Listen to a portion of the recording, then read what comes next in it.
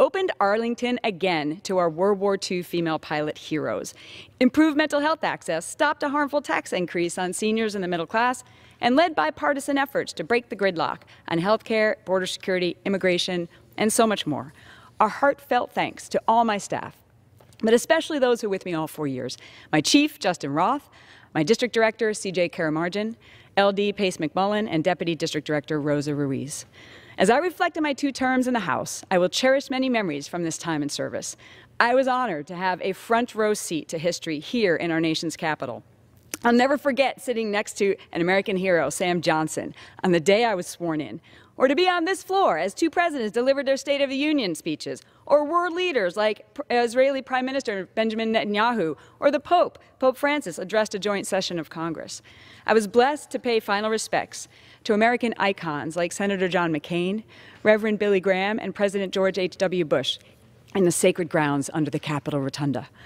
To my fellow members of Congress on both sides of the aisle, those who've been here a while and those who'll be sworn in soon, I'd humbly ask you never forget the privilege it is to serve here and why you're here.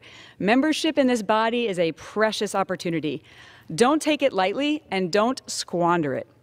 It's not about us. As soon as we leave here, this institution will move on, and candidly, few will remember us. Use the time wisely. We've been entrusted to solve our nation's problems and chart its course for a better future. Do the right thing. Do it for the right reasons. And get things done. This is why we're here. The people of our great country, the people each of us represent, often have very different views on how to solve our challenges, the proper role of our government, and the priorities of our limited resources. Reconciling these differences requires rigorous and robust debate, both in this chamber and outside it.